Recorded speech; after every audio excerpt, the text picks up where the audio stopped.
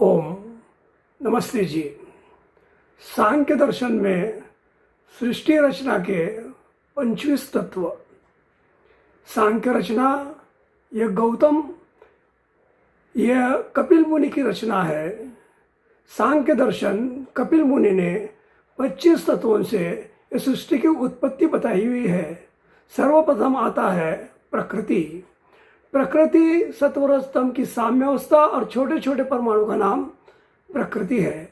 प्रकृति से सर्वप्रथम परमपिता परमात्मा ने महत्त्वों को बनाया। यहाँ पर जो प्रकृति है वो सृष्टि बनाने का सामान है। खुद परमपिता परमात्मा प्रकृति नहीं बने, परमपिता परमात्मा ने प्रकृति से सृष्टि बनाई। सर्वप्रथम महत्त्व यानी कि बुद्धि को बनाया। बुद्धि के पश्चात परमपिता परमात्मा ने अहंकार की उत्पत्ति हुई। अहंकार से 16 तत्वों की उत्पत्ति हुई, यानी ये 3 प्रकृति, बुद्धि, अहंकार 3 और उससे 16 तत्व बने। 16 तत्व कौन से हैं? पहले 5 तत्व सूक्ष्मभूत है, यानी कि 5 तन्मात्राएं हैं, गंध रस रूप स्पर्श शब्द।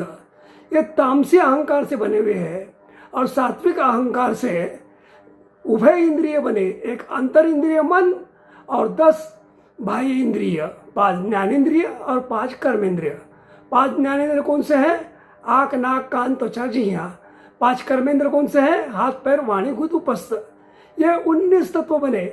और जो सूक्ष्म भूत है उस सूक्ष्म भूतों से स्थूल भूत बने, यानी कि गंध से पृथ्वी बना, जल से अग्नि से अपना रस से जल बना, रूप से अग्नि बना, स्पर्श से वायु बना और शब्द से आकाश बना। इस प्रकार 24 तत्व प्रकृति से टोटल में आ जाते हैं। प्रकृति में कोई विकृति नहीं है, लेकिन 23 तत्वों में विकृति है और 25वां तत्व खुद चेतन है, वह है परमात्मा और हम अनंत आत्माएं, इसी में समावेश होता है। यहाँ पर परमपिता परमात्मा ने जो प्रकृति से सृष्टि बनाई है, ये हमारे लिए 2 काम के लिए बनाई हुई है। एक धर्मानुसार भोग करने के लिए और दूसरा अपवर्ग की प्राप्ति यानी कि मोक्ष की प्राप्ति करने के लिए परमपिता परमात्मा ने बनाई हुई है। जब आत्मा ये देखता है कि बाबा कि ये प्रकृति से हमें पूर्ण रूप से सुख प्राप्त नहीं होता है, तब वह प्रकृति को छोड़कर परमात्मा के साथ जुड़ जाता है, क्योंकि उसका जो आत्मा है मूल रूप में वो चेतन है। चेतन होने से चेतन परमात्मा में जाकर ही शांति पा सकता है। अन्य प्रकृति में वो जितने साल जितने जन्म ढूंढना चाहता है उतना जन्म उसे फिरते ही रहना पड़ता है। जब वो देखता है कि मेरा स्वरूप तो चेतन का है, मुझे परमात्मा से जुड़ जाना चाहिए, परमात्मा के गुण कर्म स्वभाव को धारण करना चाहिए और मैं परमात्मा के गुण कर्म स्वभाव को धारण कर कर उस परमपिता परमात्मा को प्राप्त कर लेता हूँ। इस जिद से वो जब आता है तब वह परमात्मा की तरफ जुड़ जाता है और मोक्ष को प्राप्त कर लेता है। और मोक्ष को प्राप्त करने के लिए उसे अष्टांग योग के माध्यम से ही मोक्ष की प्राप्ति हो सकती है। यम, नियम, आसन, प्राणायाम, प्रत्याहार, धारणा, ध्यान, समाधि।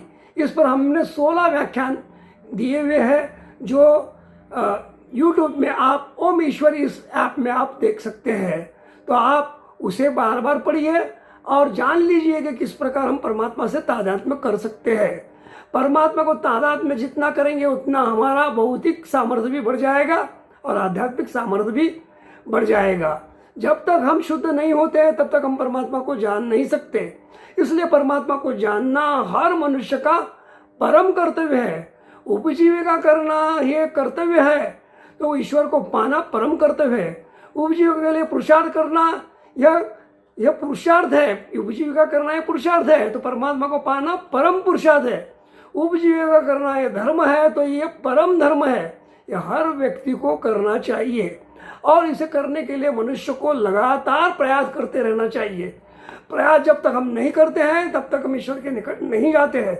हमारे अंदर जो जो दोष है उसे निकालना चाहिए। तब तक के लिए हम ज़्यादा से ज़्यादा, जब तक हम प्रकृति से जुड़े हुए हैं तब तक सात्विक गुण को धारण करना आवश्यक होता है, जिससे हमारा जीवन मंगलमय हो जाए। ओम शम।